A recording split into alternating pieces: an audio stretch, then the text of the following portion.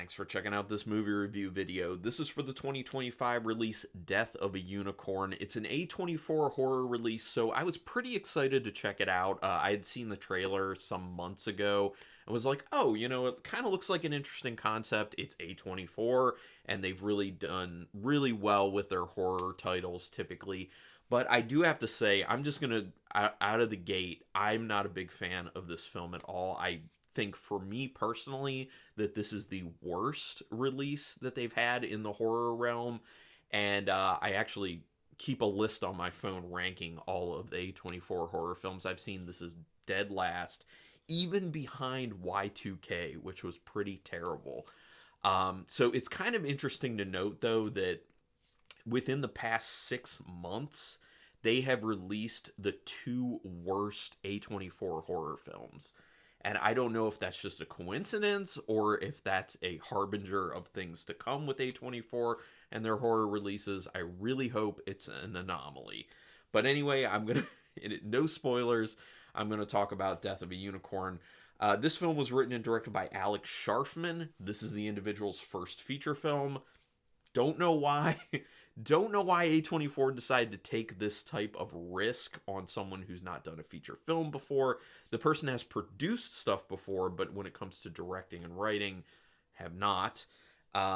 So I don't know what kind of connections this dude had to get this film made. Stars Paul Rudd and Jenna Ortega. And when I saw the trailer, I was like, I'm down with Paul Rudd. I really like what Jenna Ortega has done. She's been really good with like the Scream franchise and in Wednesday and in Beetlejuice. But yeah, I rented this through Fandango at home for $6.35, and even that for me personally was a bit too much. Synopsis of this one: it's supposed to be a horror comedy. Now, one of the big things is that horror comedy is actually pretty tough to do. You need to be able to actually make it have a decent amount of horror to it, but also be actually funny, which I think they definitely failed at actually being funny. I didn't even find any of what was supposed to be humor in the film even slightly amusing, unfortunately, and that leads me to believe that they failed on the horror comedy front. Although maybe it hit for some people, I don't know. I am coming out of the gate being very harsh about this film, but I know there are probably people who actually enjoyed it, or at least didn't hate it as much as I ended up hating it. And the other thing that I always have to say is that every film is worth watching at least once just to find out how you personally feel about it, because someone out there loved this film, or numerous someone's loved this film, and that's great. Like, every film should find its audience. I always hope for that, and the other thing is making film is hard. That's the other thing. So me sitting here and judging a film when I don't make film and I don't write scripts and I don't direct and I don't do any of that stuff, take it for what it is. So the synopsis, it's basically a father who you can tell very early on in the film is not fully connected with his daughter because of something traumatic they went through together. And there's just this big rift, but they need to get together so that he can impress some people within the company that he works at in order to set up a good monetary future for the family, basically, which is just the two of them at this point. And so it's kind of about that relationship that's not really working out, and then they're driving to this place to meet up with this rich family to kind of give this pitch of, about things, and not paying attention while driving, a unicorn is hit by Paul Rudd, and then there's a death of a unicorn, and then it's about the events that follow after that. So that's about it. There's not a lot of story to the film, and I think that they could have done a much better job with making the actual story way more interesting, or if they weren't going to do that, actually make it funny and actually have more kills in it. Have a lot more gore, have a lot more kills. Because I will say, like, one of the big positives is the gore was pretty solid. Like, when there were kills in the film, I enjoyed it. They were pretty solid. There's some decent action-y sequences around that stuff. The CGI was okay. It wasn't the best CGI. It wasn't bad CGI. It was an okay CGI.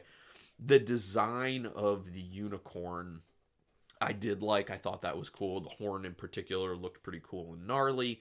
So I did like some of that type of stuff. They establish the father and daughter relationship immediately in the film, so it does make you believe that the ending is going to have a very particular element to it. Let's just call it what it is. Everyone's going to see within like the first 5 minutes of this film, okay, we know where we're going with this one. We're trying to be like, oh, there's this big rift between this father and daughter, and then by the end, we're gonna have all the feels, and they're gonna come back together, and blah blah. It's such a predictable script, unbelievably predictable, and that's why with a script like what they had, they needed to be better with the dialogue. They needed to be better with the characters. They needed to be better with the humor. They needed to be more copious with the gore and the kills, and it's just none of it's there really. They don't take too long to get to the actual titular death of a unicorn, so I did appreciate that. I felt like the pacing in the beginning of the film moved pretty well. Now, pacing wise, as the film goes on, it really starts to slow down after the first half hour, maybe, maybe even like after 20 minutes, but it really doesn't start to get more interesting until about 50 minutes in, and this film is I think like an hour and 47 minutes with credits, so it's definitely overly long for what the film is, because like I said, there's not a whole lot of actual story to the film, and they don't fill it with more interesting things with that runtime. So this is a film that should have been sub an hour and a half, sub 90 minutes for a film like this. No question about it. They went way too far on their runtime with it. The way the characters interact doesn't feel right, plus the dialogue is very iffy. There are times where you're just like, okay, dialogue's fine, this seems kind of normal, the way people are talking.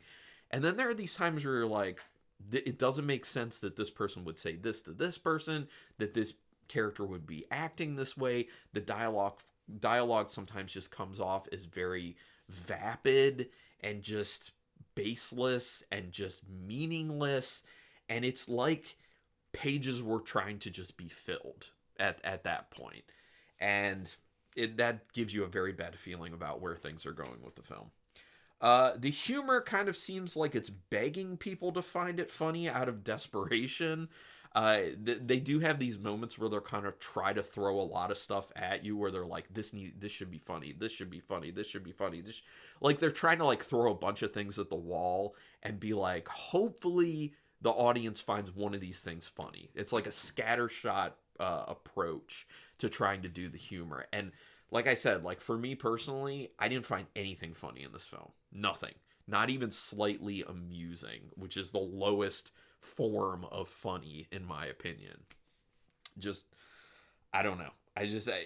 It makes me like wonder, like, did anyone read this script, or was it just like a synopsis that was kind of thrown out there and people were like, oh, it sounds like an interesting premise? Because it does. It sounds like an interesting kind of creative premise, but it just feels like no one really read the script, or maybe things got changed as the film was going on.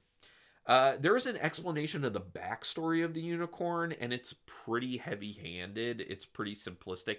They over-explain a lot of it to you, so it also hits one of those things that's my pet peeve with films, where it tries to grab you by the hand as an audience member and just be like, hey, we think you're really stupid, so we want to just like overly explain everything to you, even though what we're explaining to you is very simplistic and everyone's going to understand it.